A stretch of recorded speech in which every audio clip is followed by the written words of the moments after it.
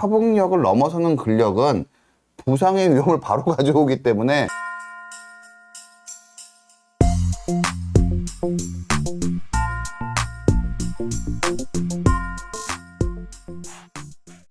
안녕하세요. 비욘디 가족 여러분. 토요일 3시 정형외과 전문의 이대영입니다. 오늘은 방송 장비 관계로 조금 시작이 좀 늦어졌습니다. 여러분들께 사과 말씀드리고요. 오늘 방송은 즐겁게 안전하게 즐겁게 야구역이라는 주제로 귀한 손님 모셨습니다. 요새 WBC도 조금 성적이 좀 안 좋았고 프로야구도 요새 여러분들 사랑 많이 받고 있어서 야구에 대한 관심이 최근에도 계속 여전히 많이 높은 것 같습니다. 그래서 저는 야구 선수들이 어떻게 하면은 부상 없이 야구를 잘 즐길 수 있을까? 그런 거에 대해서 관심을 가지고 우리 코치님, 윤석님을 만나게 됐습니다.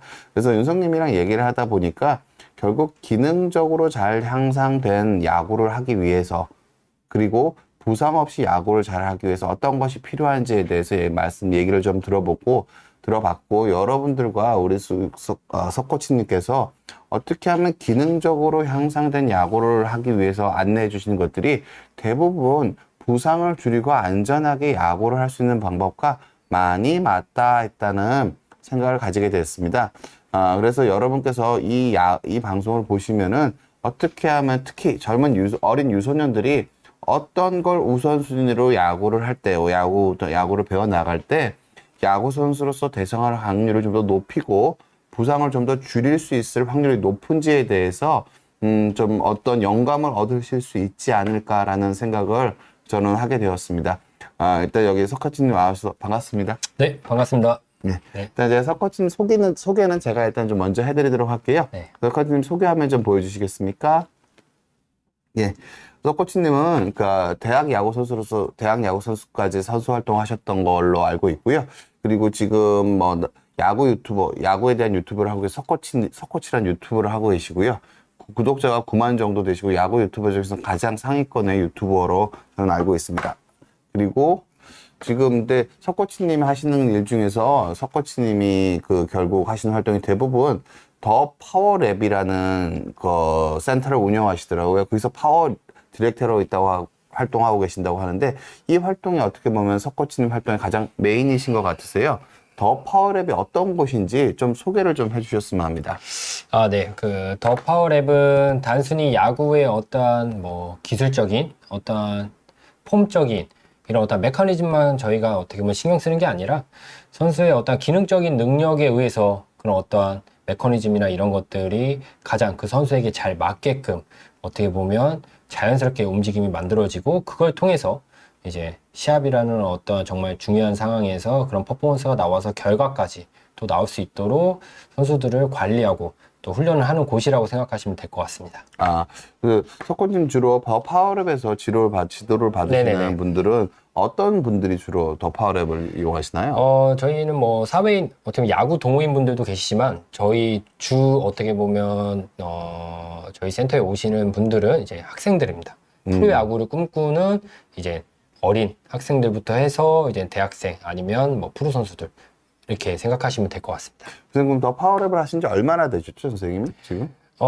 저희가 이제 4년 차입니다. 4년 차. 네네. 그럼 그 전부터 야구를 오래 하셨고 보면은 저는 대학 야구까지 하셨고 오랫동안 코칭 생활을 하시면서 그러면은 이게 선수들이 잘 커나게 하기 위해서는 유소년 네네. 프로를 지향하는 선수들이 좋은 야구 선수로서 성장하기 위해서 어떤 것들을 해야 되는지 되게 많은 것들을 보셨을 거라고 네네네. 생각합니다.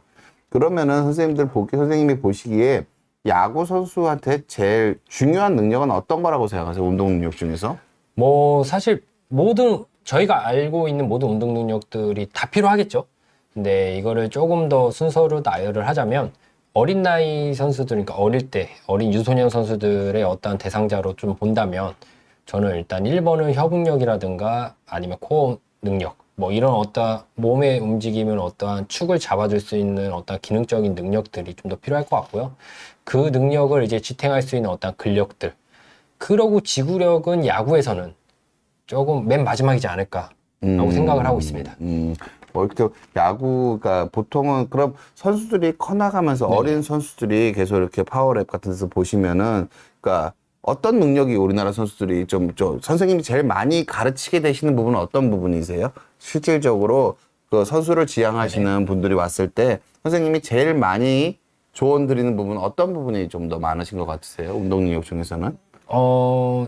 저는 사실 파워라는 의미를 좀 많이 두긴 합니다. 그래서 센터 이름도 파워라고 이름을 줬고, 그 이유는 사실 야구라는 스포츠의 동작이 순간적으로 힘을 쓰는 동작이거든요. 예, 그러다 예. 보니까 지구력을 맨 마지막에 넣었던 이유도 있고요. 음. 그러기 위해서 순간적으로 가장 폭발적인 힘을 쓰기 위해서는 그런 어떤 다양한 어떤 능력과, 그리고 뭐 어떤 메커니즘적인 거, 이런 것들 여러 요소들을 좀 더 파워 쪽에 좀 더 저는 중점을 두고, 네, 좀 코칭을 하고, 좀 어떻게 보면 좀 교육을 하고 있습니다. 아, 그러면은 보통 그렇게 파워랩에서 그 선수분들이나 사회인 야구분들이 오시면은 뭐 영상을 통해서 어떤 식으로 보통 지도를 하시게 되세요, 선생님? 뭐 워낙 영상 분석이라든가 이런 것들이 굉장히 다양하긴 한데 저희 같은 경우는 선수들의 영상을 찍고 그 영상을 이제 지금 세계적인 어떤 탑 클래스의 선수들의 움직임이랑 같이 비교 분석을 합니다.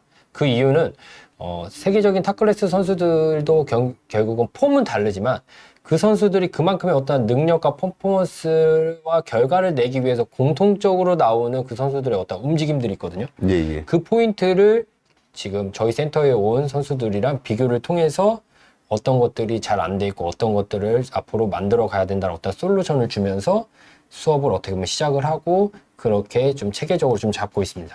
그러면 어떻게 보면 요약을 해보자면 현 상태를 분석하고 목표치를 보여주고 네. 그 목표치에 도달하기 위한 트레이닝 방법을 제시하는 네. 그런 쪽으로 보시면 되겠네요. 네네네, 맞습니다. 예. 선생님, 저 소개 이력 다시 한번 보여주시겠어요? 피디님? 여기 보시면 라오스 국가대표팀 타격 인스트럭터를 하셨다고 하는데 되게 좀 특이한 경력이신 것 같아서 한번 여쭤볼게요. 네네네. 뭐 라오스 국가대표 타격 인스트럭터 같은 경우는 사실 제가 뭐 많은 아직까지는 경험을 하진 않았지만 올해 3월 말에 WBCA 이제 세계 국제 야구 소프트볼 연맹에서 공식적으로 이제 인정한 어떻게 보면 동남아시아 최초 야구 대회에 라오스 팀이 이제 출전을 했는데 거기에 제가 그 대회 기간 동안 라오스 팀들을 좀 도움을 주고 같이 조금 이렇게 호흡을 할 수 있는 그런 시간이 있어서 제가 잠시 이제 타격 인스트럭터로서 조금 잠시나마 좀 활동을 했었습니다. 아, 그 협회가 WBC를 주최하는 협회랑 같은 협회죠? 그쵸? 예, 세계 연맹이다 보니까 네, 맞습니다. 예. 되게 활발하게 활동하고 계시고, 제가, 우리 석코치님, 윤성님 유튜브를 보면은 야구를 정말 진심으로 대하시는 느낌을 되게 많이 들었습니다. 이제 본격적으로 석코치님께서 아까 말씀드렸는 누구나 공통된 세계적인 선수와, 타격 폼을 통해서 어떤 식으로 분석을 하시는지 어떤 능력이 필요한지를 얘기를 들어보면서 네. 뭐 의학적으로 어떤 부분이 있는 건지 다른 운동이랑 어떻게 맞닿아 있는지에 대해서 네네. 저희가 좀 말씀을 드릴까 합니다. 코치님 본격적으로 타격 자세에 대해서 공통적인 요소나 그런 부분에 대해서 설명 좀 네, 부탁드리겠습니다. 알겠습니다. 뭐 타격이나 투구 자세 사실은 뭐 어떻게 보면 움직임을 말씀을 드리자면 굉장히 좀 다양한 어떻게 보면 좀 더 여러 가지 좀 이야기를 나눌 수 있지만 오늘 저희가 얘기하는 어떤 협응력이라든가 이런 부분에서 저희가 조금 중점으로 또 같은 연관성이 있는 거를 좀 제가 좀 찾았던 거는 타격 자세나 투구 자세가 기본적으로 회전 운동입니다. 그러면 회전을 강하게 그리고 그거를 강하게 하는 것뿐만이 아니라 잘 코디네이션, 컨트롤할 수 있는 능력까지 있으려면 축이, 우리 몸의 축이 정말 잘 잡혀 있어야 되고 잘 지면에 맞닿아 있어야 됩니다. 그래서 타격이나 투구 자세에서 어떻게 보면은 그 가장 움직임의 목적이 되는 거는 타격은 임팩트 순간, 방망이와 공이 맞는 순간, 투구는 내 손에서 공이 떨어지는 릴리스 포인트거든요.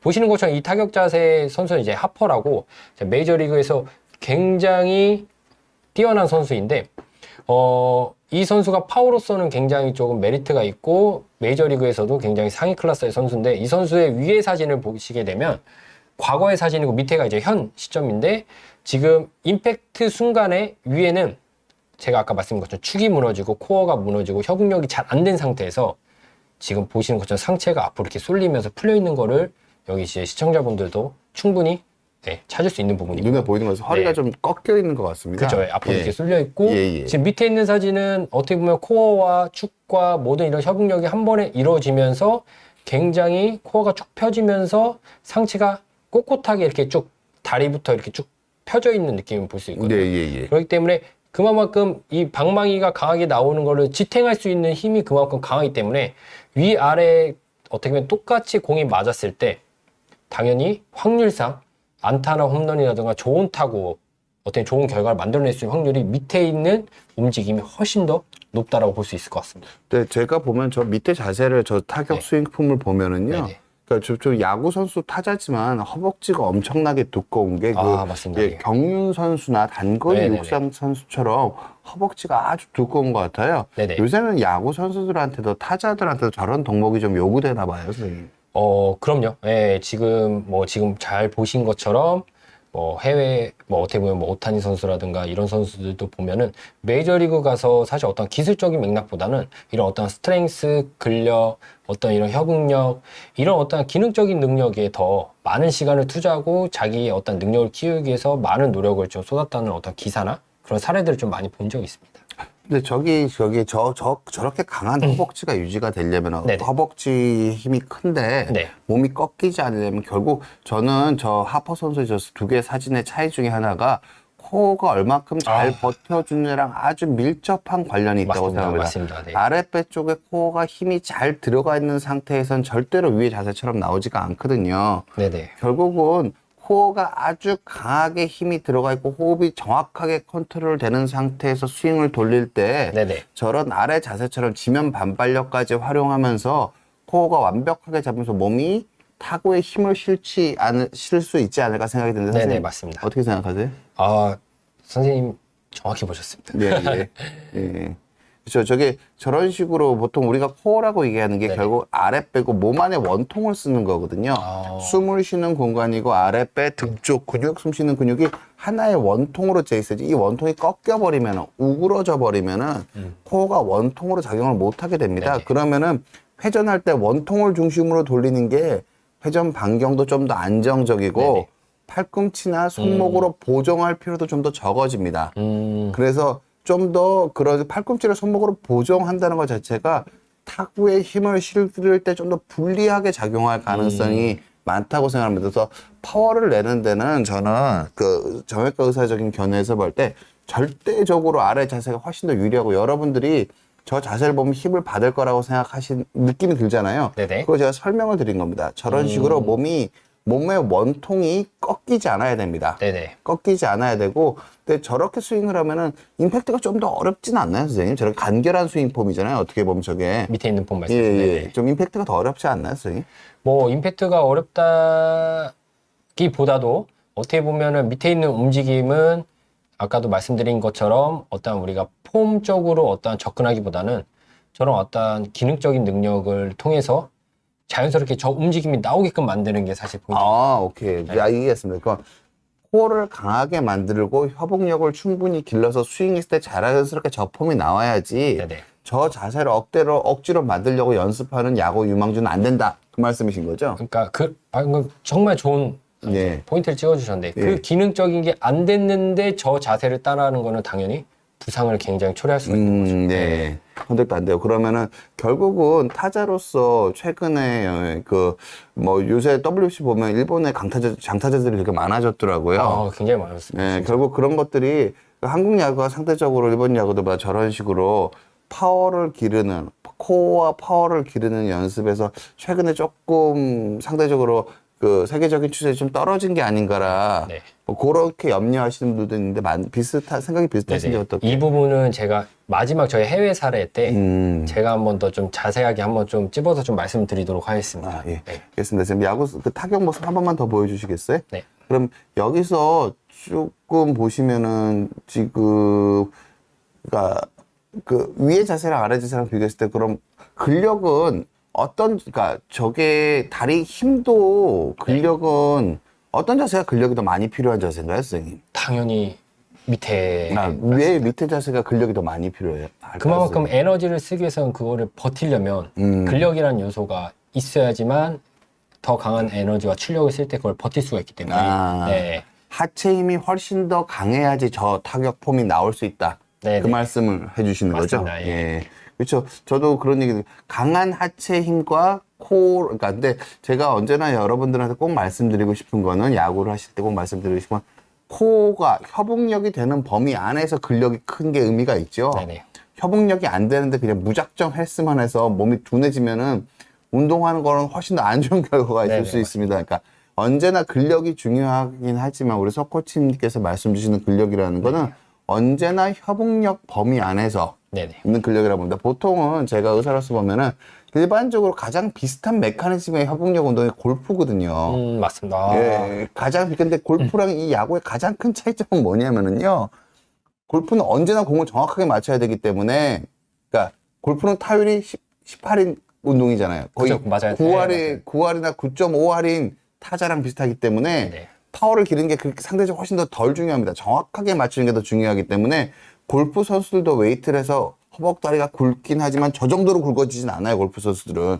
그럼 망하거든요. 왜냐하면 공은 세게 때릴 수 있는데 정확도가 떨어지기 때문에 상대적으로 야구는 공을 강하게 정확하게 때리면 안타가 될 확률이 높아지는 거지 어디로 보낸지는 좀 두 번째 문제잖아요. 네, 맞습니다. 그래서 야구랑 골프랑의 차이는 야구는 타율이 있는 운동이고 어디로 보낼지보단 강하게 공을 정확하게 때리는 게 중요한 운동이기 네네, 때문에 근력의 비중이 훨씬 더 좀 더 높아지는 겁니다. 네네. 근데 그렇다 하더라도 이 협응력을 넘어서는 근력은 부상의 위험을 바로 가져오기 때문에 네네. 그래서 언제나 이렇게 야구를 대성하기 타자로서 야구를 하시는 유망주 분들한테는 근력을 상당히 그러니까 협응력 바탕이 되는 범위 내에서 협응력과 근력이 동시에 증가되는 방향으로 성장을 해야지 어느 시점에서는 협응력만 올리면서 근력은 소홀히 하거나 어느 시점에서는 근력만 올리고 협응력을 소홀히 하는 이 두 가지 경우다.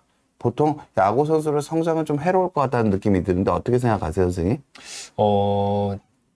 저는 지금 원장님 말씀을 들으면서 굉장히 정확하게 또 말씀을 해주셔서 사실 저는 뭐 굉장히 좀 저도 지금 말씀을 통해서 좀 더 제가 지금 생각하고 있는 거에서 좀 더 여러 가지 더 덧붙여서 또 선수들을 또 가르칠 수 있는 어떤 이런 좀 좋은 또 어떻게 보면 좀 배움이 좀 되지 않았을까 그런 생각도 듭니다. 그래서 보통 제가 정형외과 의사로서 벌고 보면 결국은 야구나 투수나 타자나 다 기구의 힘을 정확하게 일정하게 힘을 실어야 되는 거거든요. 공에 일정하게 힘을 실어야 되고 배트에 일정하게 힘을 실어야 되는데 언밸런스한 상황에서 일정하게 힘을 실으려면은 내 몸이 움직이는 메커니즘 자체가 매우 일정해야 되고요. 내 몸에 대한 인지 자체가 훌륭해야 됩니다. 내가 손을 여기까지 올렸는지 여기까지 올렸는지를 남들보다 훨씬 더 잘할 수 있어야 되고 내가 악력을 얼만큼 줬는지를 예민하게 인지할 수 있어야 되거든요. 그런 예민한 인지라는 거는 오랫동안 일정한 협응력 트레이닝, 네. 협응력 트레이닝이 바탕이 되고 그게 다 근력을 길러야지 이게 협응력도 성장하고 근력도 같이 성장을 하는데 이거를 보통 너무 민첩성 운동이나 다른 걸로 방향을 세기 시작하면은 야구 선수로서의 성장 가능성이 좀 줄어드는 게 아닌가. 저는 그런 생각을 좀 드는 것 같더라고요. 선생님 어떻게 생각하세요? 앞서 말씀드린 것처럼 야구는 기본적으로 회전 운동인데 회전 운동을 하기 위해서는 가장 아까 말씀하셨던 그 움직임에 대한 어떤 일관성으로 가져가기 위해서는 사실 축이 가장 중요한 포인트라고 보거든요. 근데 어쨌든 그런 일관성 있는 움직임을 하기 위해서 그 축의 움직임을 잘 잡기 위해서는 사실 아까 말씀드린 민첩성 이런 운동도 사실 필요는 하죠. 근데 그것만 해서 그게 주가 돼서 하게 되면 사실 야구라는 어떤 움직임과 야구의 어떤 목적이랑은 굉장히 좀 비효율적일 수도 있고 좀 거리가 좀 멀 수 있기 때문에 어릴 때 어떻게 보면 파워나 이런 어떤 협응력이라든 어떤 이런 기능적인 능력보다는 뭐 지구 훈련을 많이 한다거나 아니면 순발력 훈련만 한다거나 이러면 사실 그 순간에는 어쨌든 뭐 도움이 될 수는 있지만 길게 선수가 성장을 하는 데에서는 어떻게 보면 크게 도움이 안 될 수도 있다라는 생각이 좀 듭니다. 네. 저는 저는 야구 전문은 아니지만 그냥 일반 그냥 오타니 선수 같은 경우는 정말 그 사진에 나와 있는 선수지만 정말 그 협응력이나 그런 것들이 아주 뛰어난 선수일 거라고 생각합니다. 그래서 자기 몸에 대한 인지가 잘 발달이 된 상태에서 근력을 몸도 벌크업도 어마어마하게 된 선수잖아요. 벌크업이 충분히 되게 협응력 범위 안에서의 벌크업이 잘 되면 여러 가지 동작이 가능하다. 네. 라는 거를 잘 보여주는 사례인 것 같습니다. 선생님, 투구에 대해서도 좀 설명을 좀 해주시죠. 지금 투구 자세도 아까 타격이랑 마찬가지로 메커니즘의 목적이 릴리스 포인트입니다. 네, 보시는 것처럼 오타니 선수와 이제 보스턴 레드삭스 선수의 두 선수의 가장 큰 차이점은 머리에 고정이 안 돼 있는 거와 돼 있지 않는 걸로 볼 수 있습니다. 보시는 것처럼 보스턴 레드삭스 선수는 고개가 벗어나면서 무너지면서 코어도 무너지고 축도 무너지고 모든 게 무너지면서 어떻게 보면 구속과 어떻게 보면 재구 더 나아가서 부상의 위험도를 굉장히 줄 수 있는 메커니즘이고요. 오타니 선수 같은 경우는 보시는 것처럼 이걸 시상면 방어라고 합니다. 축의 그 움직임이 원활하게 그 축 위치에서 돌았기 때문에 지금 축의 역할을 하는 머리서부터 상체부터 다리가 굉장히 꼿꼿하게 서 있는 걸 볼 수 있습니다. 그리고 지금 보스턴 레드삭스 선수의 어떤 이 움직임은 조금 과하긴 한데 전반적으로 제구가 잘 안 되거나 부상의 위험도가 높은 선수들에서 나오는 빈번한 좀 움직임이 사실 이 동작들이 많이 나오고 있습니다. 네. 운동, 결국은, 그러니까, 이미 프로로 대성한 사람이 저 폼을 고치긴 어렵겠지만, 네네. 그러니까 주니어에서 성장할 때 합응력 운동을 많이 하고 다양한 폼들을 많이 해봐야지, 오히려 저렇게 좀, 저는 오타니 선수가 던지는 거 보면은, 그러니까 저는 투구 폼만 보면 오타니 선수가 왜 보스턴 레드삭스 선수가 공을 더 빨리 던지고 갔거든요. 훨씬 더 힘을 많이 쓰는 것처럼 보여서. 그럴 수 있죠. 충분히 그럴 수 있죠. 예. 근데 몸은 저래 보이는데 실제로 속도는 오타니 선수가 훨씬 더 빠를 거라고 저는 생각을 그렇죠, 하거든요. 그렇죠. 그러니까 전달 메커니즘을 일단 효율적으로 가져갈 수 있도록 성장하는 단계에서는 여러 가지로 다양한 폼과 다양한 구질을 연습을 해보고 단기적인 성과보다는 그게 몸이 좀 다 컸을 때 가장 편안한 폼으로 던지려고 노력을 하는 게 야구 선수로서의 장래성이 조금 더 있어지는 방향이 아닌가라는 생각이 제가 조금 하게 되는 것 같습니다. 네네, 맞습니다. 예. 그래서 편한 폼으로 던지는 게 전 정형과상에서 편하면 편할수록 부상 위험이 적습니다. 근데 뭐 거의 모든 스포츠가 마찬가지인데요. 그러니까 내 몸에 공을 맞춰야 되는 게 원래 맞는 겁니다. 네네. 야구를 오래 해야 잘할 수 있잖아요. 그쵸. 예. 오래 해야 잘할 수 있거든요. 오래 하려면은 내 몸에 공을 맞춰야 되고요. 내 몸에 배트를 맞춰야 됩니다. 그런데 이게 오늘 경기를 이기려고 하다 보면 공에다가 내 몸을 맞추고 배트에다 내 몸을 맞추는 경우가 있거든요. 그럼 오늘 경기는 조금 더 잘 맞을 수 있고 오늘 경기는 조금 더 좋은 성과를 낼 수 있지만 대성하기가 어렵습니다. 네네. 대성을 하려면 거의 모든 종목에서 공통적으로 나오는 내용인 것 같습니다. 아까 말씀하신 투구에서도 몸을 쫙 피는 건 코어고요. 코어가 완벽하게 유지가 되면서 하체 근육이 발달해야지 몸을 꼿꼿하게 피고 던질 수가 있거든요. 지금 여기 보스턴 레드삭스 선수 같은 경우에도 배가 꺾여 있잖아요. 그럼 코어가 원통으로 작용을 못 합니다. 그럼 높은 확률로 공에 떨어진 힘이 줄어요. 저게 원통형으로 정확하게 딱 받쳐줘야지 공에 떨어지는 힘이 하체의 힘이 팔로 전달이 됩니다. 원통형으로 돼 있어야지. 근데 오타니 선수 같이 저렇게 돼 있으면 하체의 힘이 상태에 전달이 되고 강한 코어가 있기 때문에 내가 벌크하면 근력이 공에 전달이 될 수 있는 겁니다. 네네. 보통 이렇게 보셔야 돼서 여러분들이 야구를 하시는 분들이나 제가 허리를 주로 치료하는 사람이기 때문에 더더욱 그렇게 생각을 하는 건데 코어를 얼만큼 잘 활용할 수 있는 능력이 있느냐가 중요합니다. 코어의 힘을 약간 줄 수 있는 건 누구나 다 할 수 있는 거예요. 근데 코어를 잘 활용하느냐 못하느냐의 정도의 차이는 아주 큽니다. 아주 큽니다. 그래서 코어를 잘 활용할 수 있는 사람이 하체의 힘을 배트에 전달할 수가 있고 하체의 힘을 공에 전달할 수 있는 거라고 보셔도 좋습니다. 그래서 이거를 저는 코치님 말씀하신 대로 주니어 때부터 꾸준히 연습을 해서 그 몸의 그 밸런스를 계속 키워나가는 게 야구 선수로서 대성에 좀 부상도 줄이면서 편한 폼으로 계속 던지려고 하니까 편한 폼으로 치려고 하니까 부상 위험도 줄이면서 좀 대성 가능성을 좀 높이는 방향이 아닌가 저는 그런 생각을 좀 해보게 됩니다. 네네네. 좋은 설명 감사합니다. 그렇지. 해외 사례 좀 부탁 좀 드릴게요, 선생님.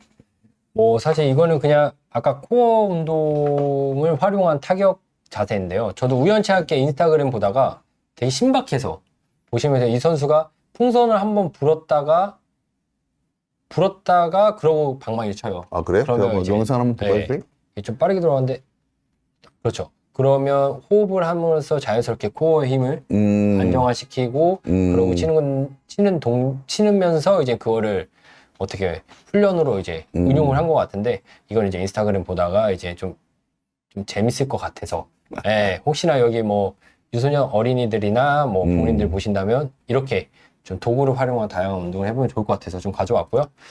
뭐 해외 사례를 여러 가지 좀 말씀드리자면 뭐 앞서 아까 오타니 선수의 어떤 사례도 오타니 선수 아버님 같은 경우는 오타니 선수를 정식적으로 야구를 시킨 거는 중3 뭐 이때부터 시켰다고 하더라고요. 그 이유가 그 이전에는 몸 만드는 거랑 공부 딱 2개밖에 안 했어요. 네.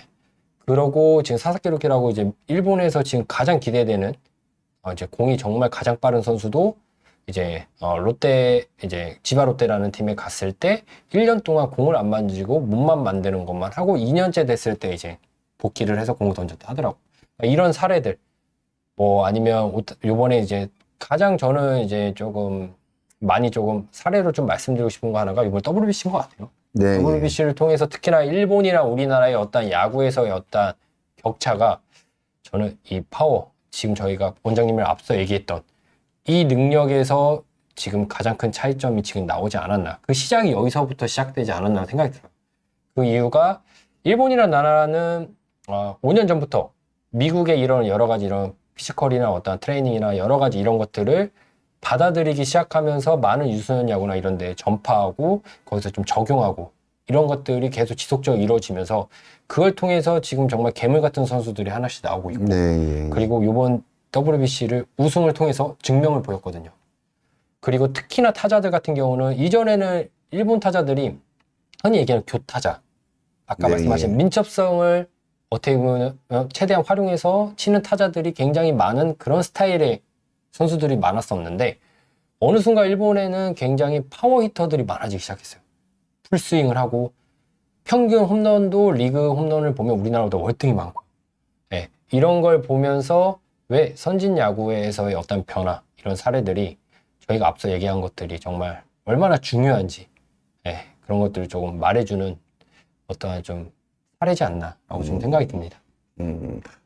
그 석코치님 야구 사랑하는 마음으로 진심으로 해주신 말씀이라는 그 느낌이 확 왔고요. 네. 제가 그냥 저 공을 불면서 스윙하는 저 영상에 대해서 제가 드리고 싶은 말씀은요. 네네.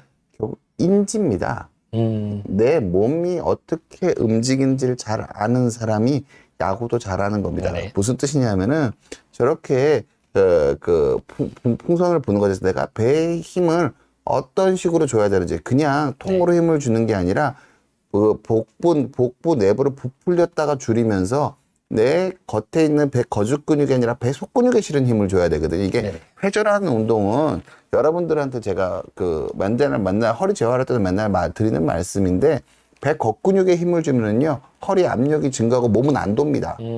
그러니까 우리 왕자 생기는 근육에 힘을 주고 몸을 돌리면 상체랑 하체랑 같이 돌거든요. 네네네. 근데 저게 회전 운동일 때 공을 세게 때리려면은 겉근육에도 힘이 들어갈 수밖에 없지만 속근육에도 단단하게 힘이 들어가야 허리가 돌아요.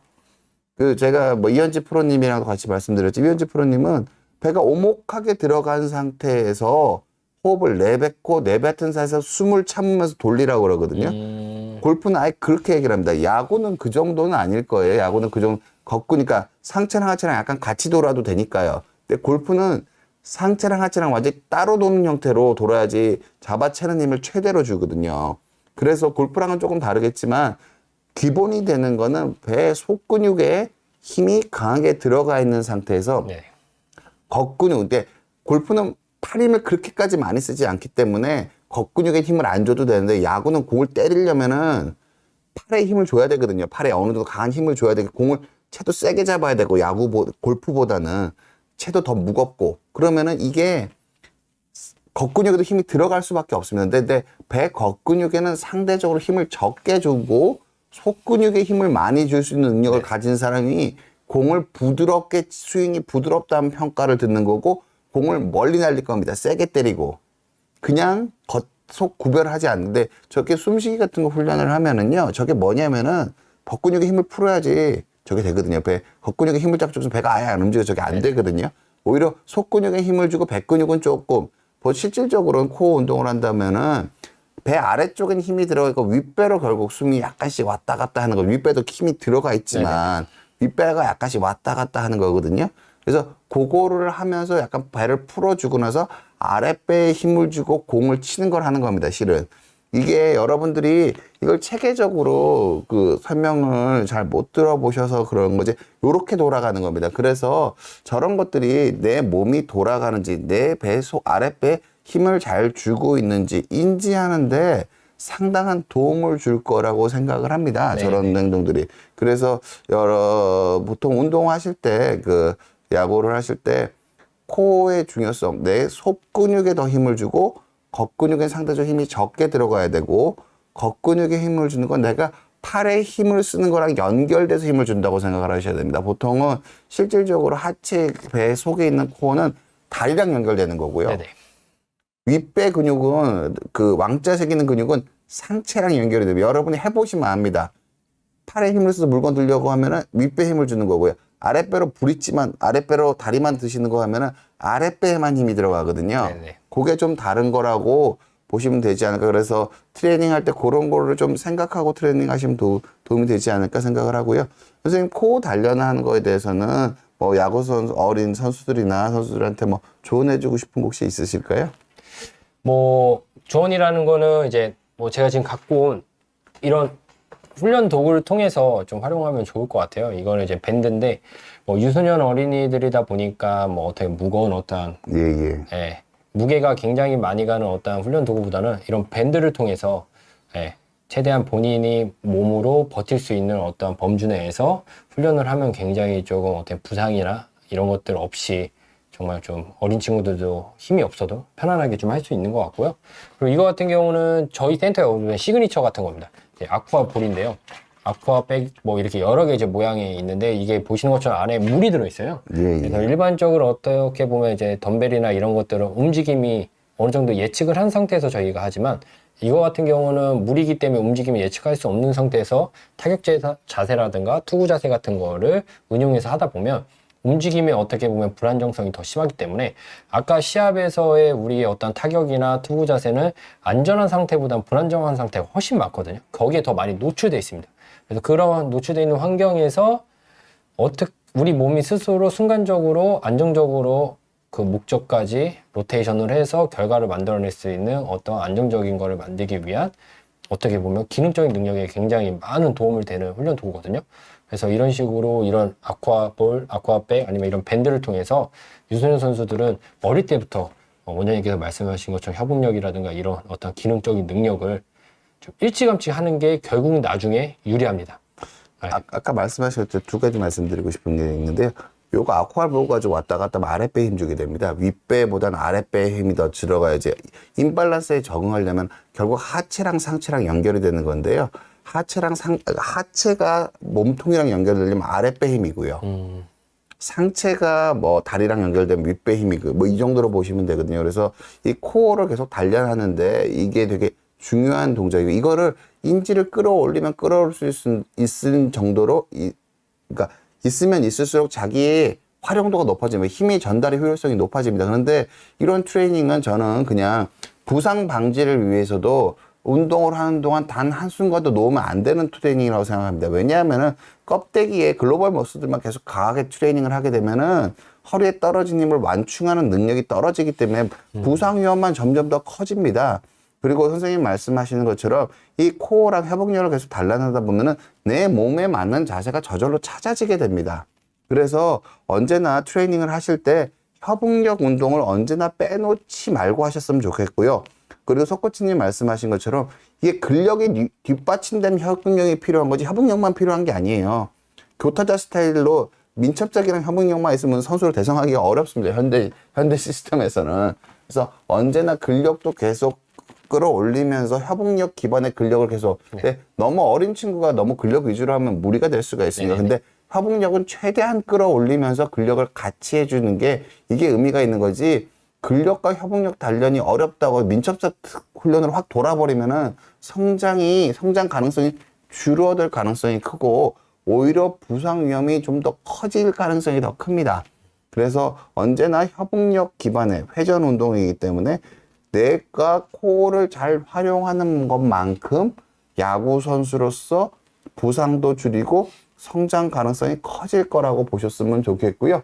그러면은 선생님 그럼 그 지금 아무래도 선수를 뭐 꼭 성장기에 뭐 선생님 그 뭐 클리닉 다니시는 분들 중에서 많은 부분이 뭐 유소년 선수들일 거라고 네네. 생각을 합니다. 그래서 성장기에 협응력을 기르기 위한 훈련이 어떤 게 있을까요?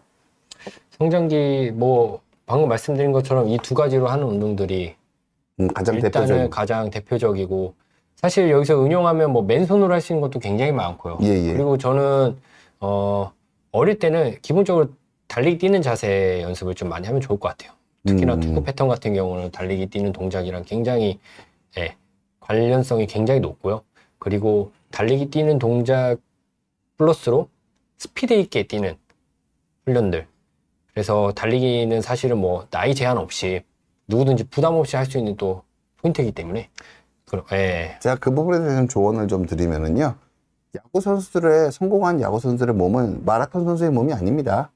지구력 있게 뛰는 몸이 아니에요. 성공한 야구 선수들의 몸은 어떻게 보면 약간 단거리 선수에 약간 더 가깝습니다. 네, 맞습니다. 무슨 뜻이냐면은 지구력 훈련이 필요한 게 아니라 순간적인 스피드를 내는 힘이 필요한 그런 쪽의 근육 단련이 필요한 겁니다. 아까 코치님이 말씀해 주셨죠. 야구 안 하고 1년 동안 몸만 만들었다고 그랬잖아요. 그럼 야구를 잘하기 위한 신체적 특성은 정해져 있는 거예요. 석 코치님이 말씀하신 협응력과 근력입니다. 그거가 정해져 있어요. 그게 많이 쌓여 있으면은 이 사람이 그거를 그 구슬들을 잘 키워놓고 이걸 잘 꿰면 좋은 선수가 되는 건데 이 구슬들을 키우지 않고 잘 꿰는 연습만 하면은 여기서 꿰진 선수가 되는 거예요. 이 구슬들을 많이 키워놓은 선수, 그러니까 그 야구를 계속하면서 이 구슬들을 바탕들을 키워놔야지 나중에 더 훌륭하고 오랫동안 사랑받고 부상 없이 운동하실 수 있는 선수가 되지 않을까라는 생각을 좀 하고요. 보통은 너무 저도 저 근처에 뭐 유소년 선수들을 보는데요. 아픈데 코치님이 계속 경기 뛰라고 한다. 어떻게 해야 되냐. 저는 계속 하지 말라고 그러는데 코치님이 계속 하게 한다. 저는 그거 되게 잘못된 거라고 생각해요. 저는 그냥 그런 게 대부분의 경우 명확하게 얘기를 합니다. 지금의 성적보다 성장할 가능성을 더 중요하게 보시고 자녀분들을 운동시키는 게 좋다.